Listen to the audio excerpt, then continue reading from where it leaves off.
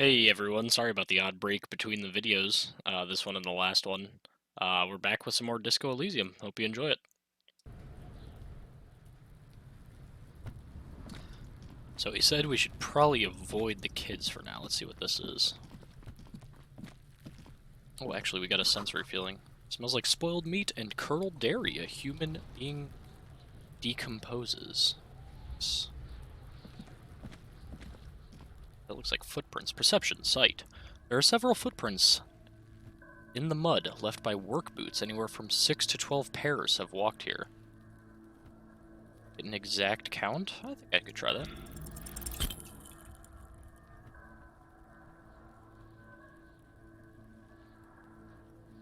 What kind of boots?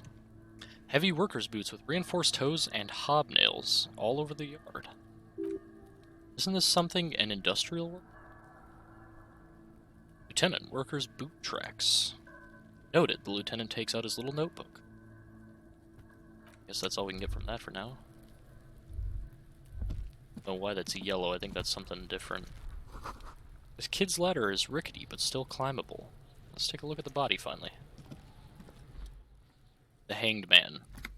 The corpse looks at you with bulging white eyes. The face around them does not look human. It's swollen and ready to burst. His lips are fish-like and his tongue like a ball gag in his mouth. You seem to be holding your breath. Look down.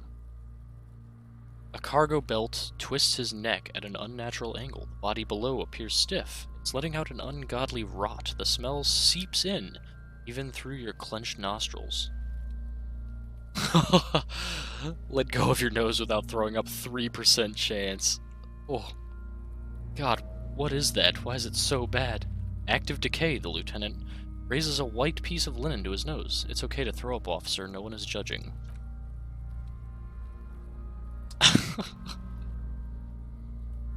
Stupid kids. Alright, let's see. The ladder's for kids. It won't hold the weight of a grown man. Is this a greenhouse? Someone's trying to grow herbs in this greenhouse. Okay, I'm gonna put this. Oh, we got some money and magnesium. Excellent. This is down here. This winch mechanism has been oxidizing for some years. So we still need to ask about what was in the dumpster. As far as the clothes go. An inconspicuous pile of the roofing material, Eternite. What is this? It's nothing. Someone just left some roofing material slanted against an old shack. 2% chance. Come on. Oh, because it's nice and orderly. Well-laid palette. Easy on the eyes. Rhythmic pattern calms your mind. Mammals like this stuff. No, there's more to this. You get this strange feeling. Hard to say. It's gone now. Feelings pass, you see, especially the small ones. Okay.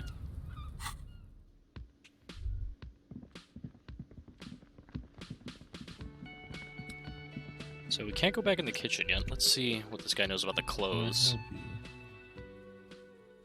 Let's give him the key back first. Found the victim's clothes. How strange. I certainly didn't put them there. He gets more and more suspicious as we get, so... maybe you don't remember putting them there. Maybe you were sleepwalking or in a... fugue state? He grimaces. Could your staff have put them there? Sylvia had the keys before I got here, and I can vouch for her. I can vouch for all my staff. None of us would tamper with a crime scene. Who else has keys? Trash collection service? CS Municipal? I don't see why they would put anything in the trash, though. Clothes in the trash, huh? Oh, the elusive CS Municipal. I doubt we'll be able to track down who was sent here last and when. It will have to be one of those little threads that solves itself down the road. Thanks, I guess. See if he'll pour me a drink now. Do I have a shaker in my hand? Is this? He points to his empty hand. Is this a shaker? No, there's nothing there. Am I wearing a little bow tie? Am I wearing a bow tie and doing this? He shakes the imaginary shaker furiously. Am I smiling? Do you see me smiling and shaking my little shaker? No. Do you know why? Why? Because I'm not a bartender. I'm a cafeteria manager. Is there anything else you wanted? Play it calm. This man seems to understand you need a drink to help the community deal with police stuff. I'm an alcohol-operated detective. You want me to clean up the dead body and solve the case, then you need to insert alcohol into my mouth. Oh, well in that case, let me pour you a nice big refreshing marinara. Do you want that out of a glass or a pineapple? Pineapple. Don't be an imbecile. I'm not going to serve you a marinara. I have work to do and broken things to fix. If that was all, I'd like to return to it. I've seen something here at the Whirling Dart, a thing I need to talk about. He rolls his eyes. What thing? Huh. Why can't I go in the kitchen? Are you a cook now? That's none of your business. Maybe I am a cook. You're not. You're a menace. He gets a hold of himself. Fine, okay, the kitchen is closed until 13 because the real cook is working. You can snoop around after that if you must. I saw a sign that said this mess hall is reserved for the Union. Yes, not the whole damn Union, thank God. Just the nastiest and loudest faction. He tosses his head in disdain. They come here in the evenings, dumb, unruly types. Think they're big shit, but they're good customers. They place big orders and always pay on time. He hates the Union, but grudgingly recognizes its power over him, so he's directing his frustration at you instead. Retaliate. It's a shame you've got to suck up to the Union to stay afloat. Oh, level up. I don't, I'm simply providing a service, or really, facilitating the offering of services to paying customers, and he runs out of steam. It doesn't matter, I don't have to explain myself to you. The lieutenant gives you a meaningful nod. We should find out who this loud faction is, occupying the booth. Loudness means talkative, and we need info. How do we find them? We don't, we have to wait. They'll show up sooner or later. He looks towards the booth. Men are hungry, even striking men. If not today, then they'll be here tomorrow. Makes sense. Let's see.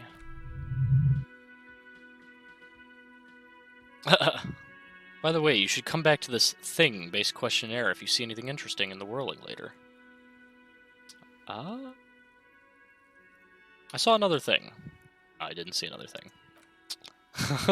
Another thing. Great. I love those. By the way, I'm going to sing karaoke here. Absolutely out of the question. You think? Absolutely in the question. First, we find a sad banger. Then we sing this place to shit. Wait, so what's next? So, I guess we could complete the task of calling our own station. Pick up the radio. I need to report something. Da-da-da-da-da. Bam. This is 41st. Come in. Over. A scrawny old man sits in a dusty cubicle, smoking, with a large white rectangle sewn on his vest. In front of him is a box-shaped apparatus with an array of wires and antennas, the radio switchboard. Hi, this is me, here. I work at your station. 10-4, what's your status? Over. My status, 10-18, 10-20, over. Can you repeat that? Please just talk human to me, these numbers mean nothing. State your message, sir. Over. I need to report my badge missing. The lieutenant's eyes go wide. But you said... He shakes his head. Never mind. 10-9, repeat message. Over. My badge. I can't find it anywhere. Basically, it's gone. This is a very serious situation. I need to 10-22, the captain. Over. Is it him? A dry voice asks in the background. What does he want? Has he lost his badge and needs to report it? He what? He lost his badge. Hey, who is this? It's the communications officer. Jules Pidieu, sir? Over. No, the other one. You mean your partner? Over. What's he saying? He's asking who you are. His goddamn partner. It's your partner, Satellite Officer Vacuumare, sir? Over. Did he lose his memory along with his fucking badge? The man in the background sounds like he's losing his patience. Who lost his badge? Oh, jeez. We're just digging a hole now. Dick fucking Mullen. Who do you think? It's Officer Dick. He tries to speak through laughter. Mullen from the bestseller Dick Mullen and the Lost Identity. Dick Mullen is not your name. It's the name of a fictional detective who would not lose his badge. Defend yourself immediately. They're laughing at you. Come on, operator. Tell him to stop. This is serious. He's asking you to stop. Says this is serious. Of course it's serious. He lost his fucking badge. Losing your badge is serious. Haha, officer has lost his badge. Like I'm the first cop to ever misplace his badge. He says this has probably happened to other policemen before him, and laughs sarcastically. Jesus. Undict us. We just move on. Alright.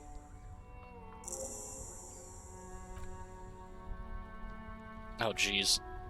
Oh, no. They're telling everyone. Super cop here lost his badge. That's dumpster cop.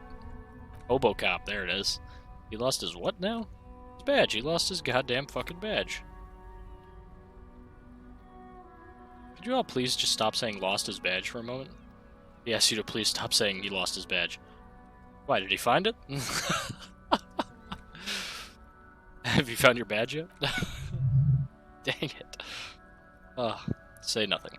He's not replying. Looks like he's still looking for it. Alright, enough.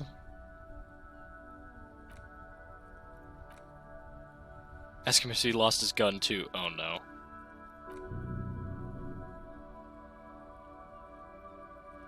Check your pockets. Check your... Holy fuck. You don't know where it is, do you? Oh no. Oh god, it's not here. Okay, it's gone. Your gun is most definitely gone. Wondering about your gun. Ooh, I could try for that. Say nothing. Don't say anything.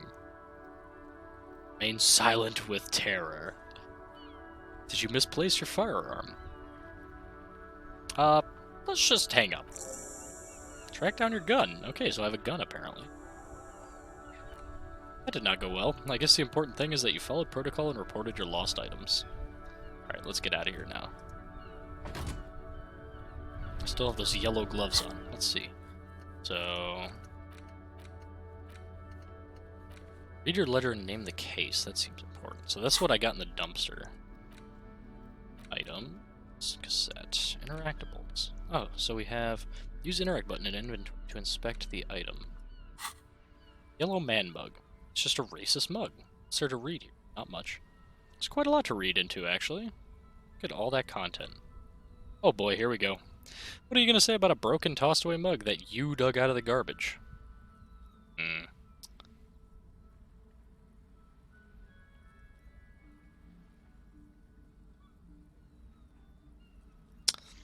The mug will be useful. By denouncing it, I can earn political capital to mask my badass hustling, fraud, and embezzlement. If you want to earn some change by guilting people, go for it. Want to earn real dough? Finish the case and start getting paid again. Can I inspect it again? I want to get into that mug talking again. But it will not happen. The mug talk is exhausted. It's time to return to work. Oh. So we did find this damaged ledger in the trash. Let's take a look at that. This ledger you found in the trash, a pitiful cabbage of white and yellow, paper hanging from a plastic board, barely held together by a metal clip. This sad display is made complete by the faint smell of urinal cleaner. Anything else? There's a piece of toilet paper, or is it cleaning tissue? No, it's toilet paper, desperately sticking to the back of the blue plastic clipboard. It's a metaphor for you. Below the pathetic's terror, do not look into its blue heart. Let's just work our way down. Let's look at the toilet paper. It's just toilet paper, sticking to the back of the plastic clipboard. You can take it off if you want. Maybe it's kitchen tissue. They look exactly the same. If you want it to be kitchen tissue, it can be kitchen tissue. Sassy. It's not, though. It's toilet paper. Oh, I was able to tell by the smell. That's great. I'll leave it there. It's cool. Cool toilet paper. I mean, kitchen tissue. It says, everyone look at me and my kitchen tissue. Covered cop ledger. I don't care. My ledger is droopy and it smells like a urinal. What about the clip? An aluminum block runs the width of the board, biting down on the paperwork. Its crocodile teeth are the only thing keeping the papers together. A regular pencil, the tip worn down to nothing, has been attached to the clip. Let's touch the aluminum. The surface is interrupted by a silvery sticker. It's rectangular, sparkling with iridescence. You don't know how you didn't notice it before. Oh, it's one of the hologram watermarks. I remember that. What? He lost in his own notes. It takes a moment for him to see it. Yes, a halogen watermark used for adding information to RCM property. How can I read it? Any capable light with the right wavelength will do. Like... All RCM vehicles have headlights designed to reveal halogen watermarks. Mine too. This means you can read the watermarks if you just turn the lights on. So, what kind of information's on there? Depends. Aside from an anti-counterfeiting stamp, mine has my station number and address. The information varies by date of issue. How many years you've been on the force, he's thinking. It'll have that. Let's see. What are the white papers? They're not exactly white. They're yellowed in patches by sunlight and alcohol, and covered in dense blue handwriting. Ink escapes into watercolor patterns, reaching its tendrils across entire pages. The paper itself is checkered, with faint red lines forming short paragraphs. Once in a while there's a red stamp that exclaims, "Case files. Commit to paper." The case files themselves are plenty. You count more than 100 sodden, crumpled up, arced pages falling apart in your hands. They appear to be sufficiently organized and extremely dense, if mostly illegible. What's in there? What are they about? Work, strife, poverty, the Jamrock Quarter. These are handwritten logs of investigations dating back to January 51st. This year, the exact number is hard to estimate due to missing pages and an odd naming convention. But there are at least 20, maybe 30 cases, undertaken, not completed, mind you. It's the middle of March. You have attempted 2 cases a week on average. Is 2 cases a week a good caseload, Lieutenant? Huh? He raises his nose from his notes. 2 complex cases to undertake is a lot, yes. You really should have to push yourself. I would not suggest it unless you start making mistakes. 2 cases a week appears to have been my load, Lieutenant. I'm not sure I completed them, though. 2? He raises both eyebrows. That's a lot. I didn't mean to say you're making mistakes, by the way. That was presumptuous of me. A nice brisk pace, the way I like it. I prefer a normal caseload. He turns back to his own case files. It's a matter of methods. What's that naming convention? Yes, it appears to employ a, shall we say, robust yet literary system. Each investigation has its case number written on the margins, yet still more tellingly, most are accompanied by a name. A title, one might even say, one that draws inspiration from Snoop fiction and Vespertine cop show staples. Oh, my. And they're written in capital letters, too. Yes, all caps. One is called The Next World Mural. Another, The Square Bullet Hole Murders. Another, yet, The Unsolvable Case. Or? Others appear more lighthearted. The Guys on a Couch in an Unexpected Location.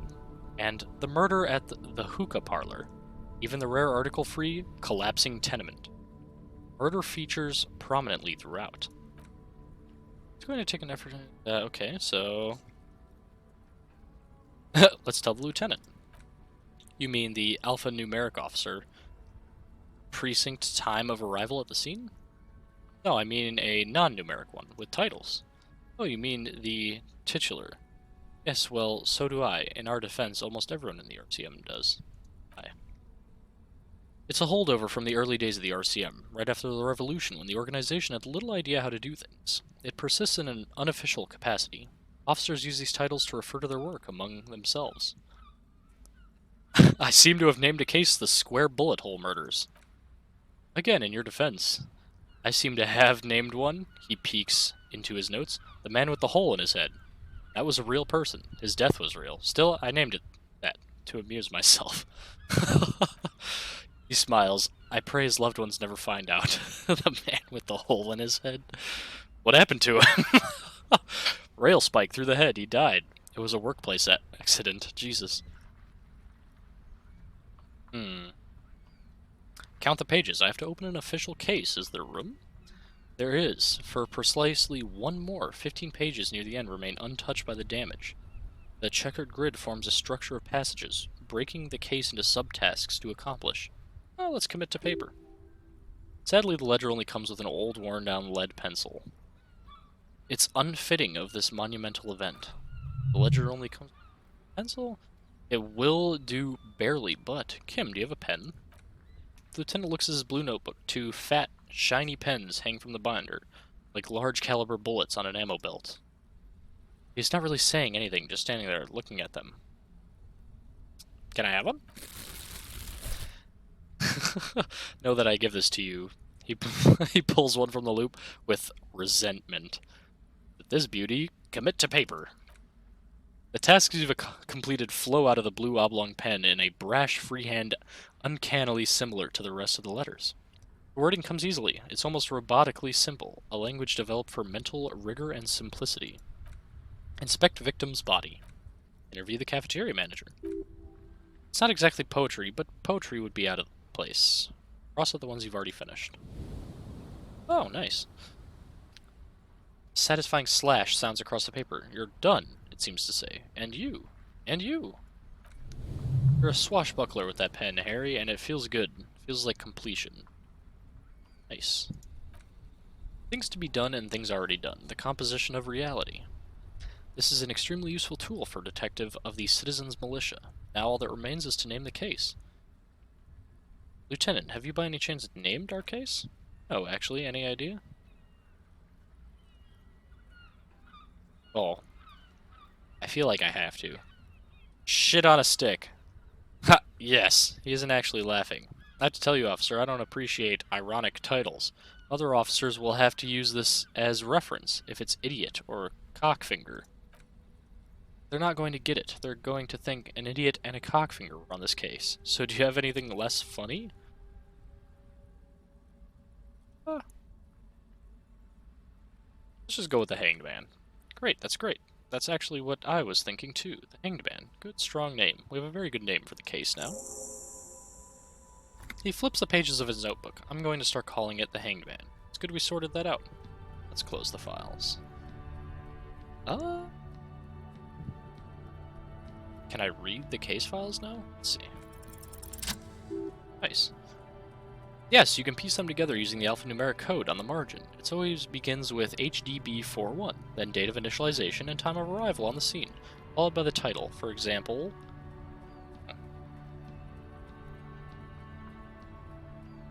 So... Yes, your precinct number is 41 and HDB. Every last alphanumeric in the files begins with it, and these are your case files. It's safe to say HDB are your initials. Oh, geez.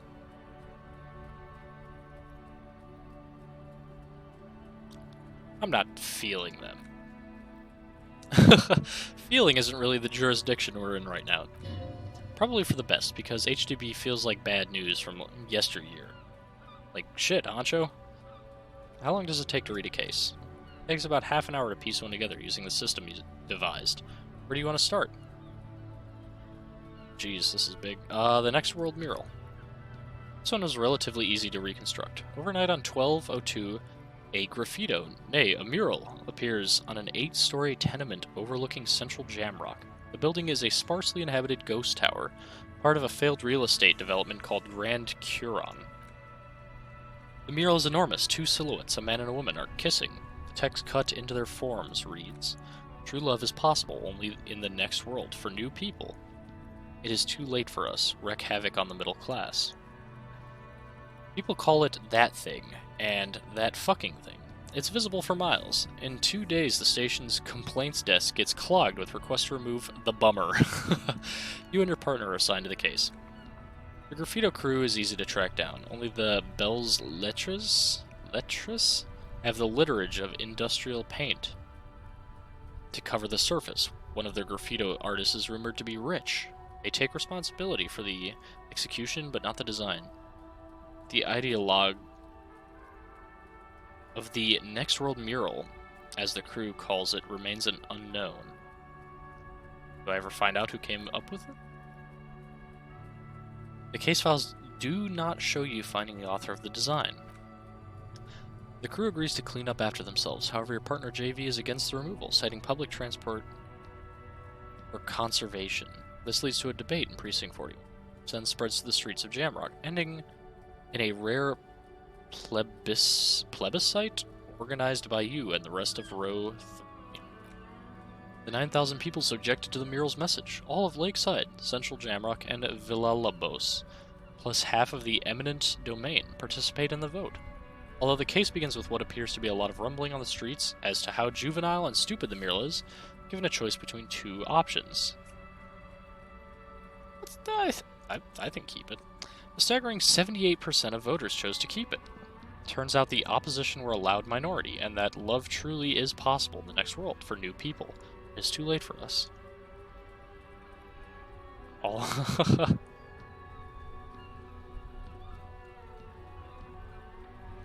that remains is to wreak havoc on the middle class. In that case, it appears to have been a rare case of civil activity in the quarter and agreement as well. What do you want to tackle next? Let's revisit this later. Let's see. What happens when we browse these? Nothing. Browse the yellow papers. In the back you see thin, translucent copier paper. Some neon yellow, some bright red, all covered in boxes, like marching armies. They look like official forms waiting to be filled out. Then rip them from the binder and hand them out, according to type of form. What types of form are there? 3. The topmost are misconduct fines, the middle ones are station calls, and the bottommost are field autopsy form. Each is easy enough to make sense of. You don't have to be an intellectual giant to do police work. Misconduct fine. A monetary penalization ranging from 20 to 250 real. Several cases allow for 1,000 real, but that requires special paperwork. The details of issuing these fines are spread out over the rest of the fields. Station call. These are quite sinister in tone. They give a date and time for the person to appear at the specified precinct. Police station. Below the call are the criminal charges you risk by not appearing. And field autopsy. A dozen pages of thin copy paper, bright red in color. You see the parameters of a deceased human form waiting to be filled in. Age, sex, condition of internal organs. Alright. Yes, all that remains now is to fill those forms and hand them to people. Fines for wrongdoers, interview requests for bad guys, and field autopsies to dead guys. Well, I know of one dead guy. Well, let's look at the clipboard. It's made of dark blue plastic, hard enough to beat someone to submission with.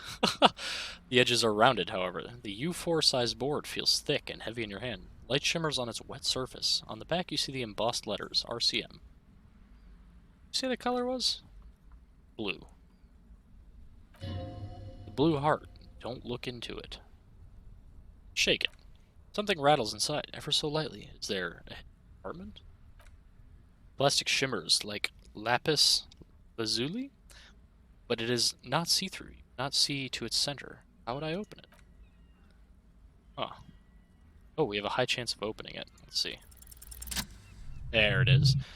The two sides of the board appear slightly misaligned, like a drawer that's come off the sides. If you bend the plastic on your knee slowly, the slides snap back into place. It should be possible to just, let's slide it open.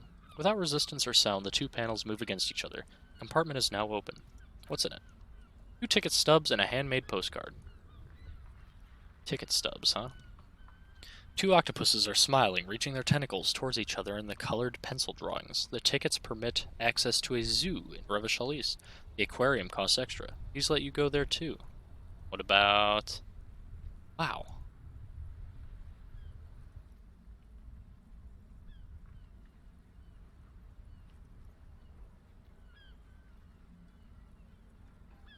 Why is that an option? Interesting. Let's see what the words just crossed your mind somehow? What were they for? Ink. Interesting. Pick up the card.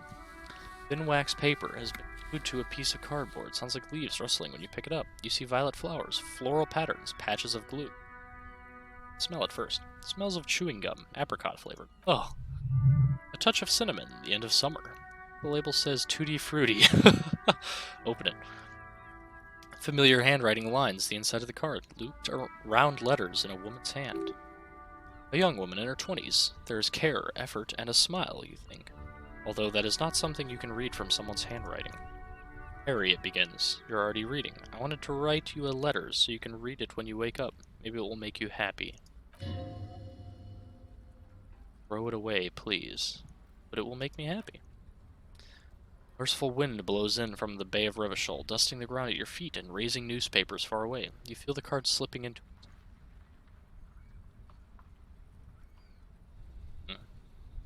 So I think this has something to do with his wife and why he became an alcoholic. I think we should hold on to it for now. The card. Your hands shake holding onto it. Every morning when I step out and you're asleep behind me, it says, I find a little piece of sadness in me. I carry it in my chest, down Voyager Road. Every step I take, it grows. By the time I reach the fuel station, it has filled me entirely. I step on the light rail and look back. Sparks fall from the bow collector. I know it will be like this until late afternoon when I get off the 49 and walk back to you. Every step I take will get lighter. It almost makes me run. Sometimes I do. I can't believe I met you. I can't believe the happiness I feel with you. You have a vast, vast soul, and I will always, always, always come back to it. Kisses, kisses, kisses. You feel the air sucked out of your lungs and the blood sucked out of your head. Everything around you gets dark. Small white dots appear. You feel the ledger slip from your hand, fall sideways, and pass out.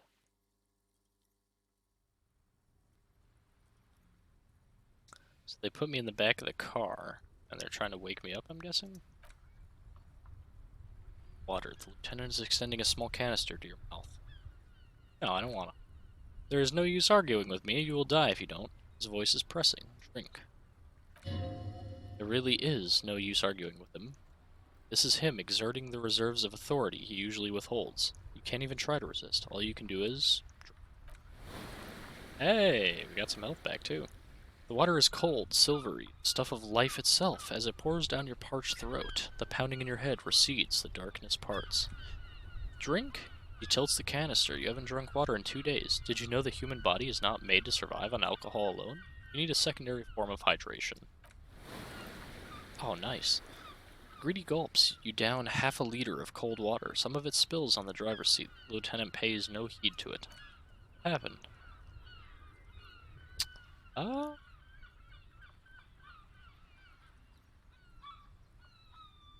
I should ask you the same. You were reading your paperwork, then you passed out. I carried you to my Kanema to take you to the hospital, then you came to. How long was I out? 10 minutes, maybe? I was just dehydrated. Ledger of failure and hatred. Right. He hands you the waterlogged remains ledger. You drop this. Are you okay to proceed?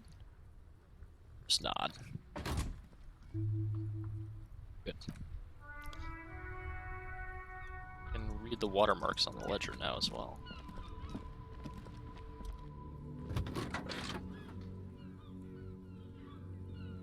Kim, how do I turn on the headlights? He turns the preheater on, waits, takes out his keys, and says, alright, ready. I turn, you press start. It's next to the preheater. Press engine start. The dashboard lights up with orange glow. Rounds per minute. Gauges jump, and the engine of Capri Kanema comes to life with a whiny growl. Press the button labeled headlights. The lights unfold with a little click, casting electrical light on the ground before the vehicle. There you go. I'll turn them off from the remote once you're done. Just need to stand in front of the machine now. Okay.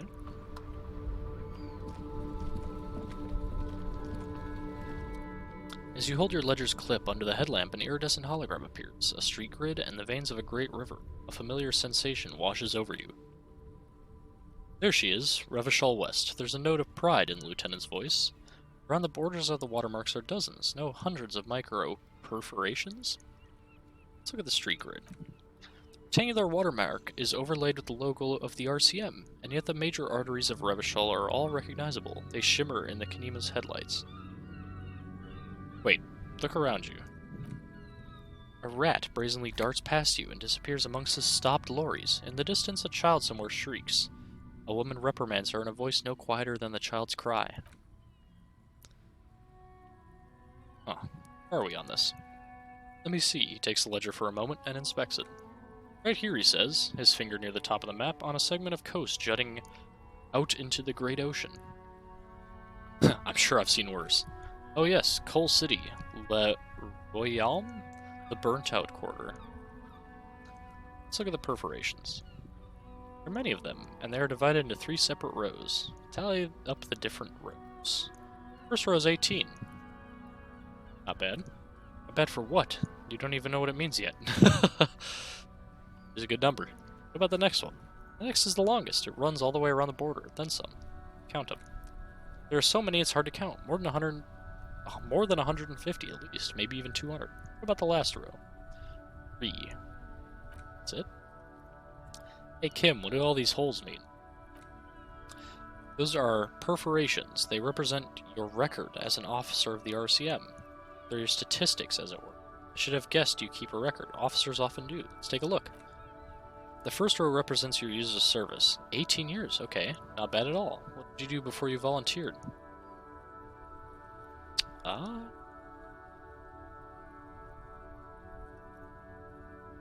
Really think I have any idea?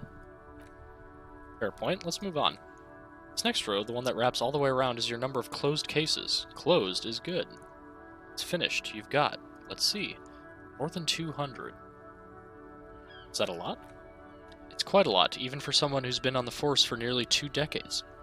Usually clearing more than 10 cases a year puts you in the 90th percentile of all RCM officers. So you're saying I used to be a super cop. Call it what you want. You are a valuable member of your precinct. Now let's look at the last row. Those are your confirmed kills. You've got precisely 3. I was expecting a higher number, honestly. For an RCM officer, especially Precinct 41, which is in the Jamrock Quarter, it's rather tame. I mean that in a good way. There are certain officers who treat their kills like some kind of ghoulish game. If they do happen to solve a case, it's usually by accident. It's obvious lieutenants doesn't think very highly of these officers. But it seems as though you are, or at least were, one of the good ones, so we have that to be thankful for. Thanks. Okay. So he turns off the lights. Journal page.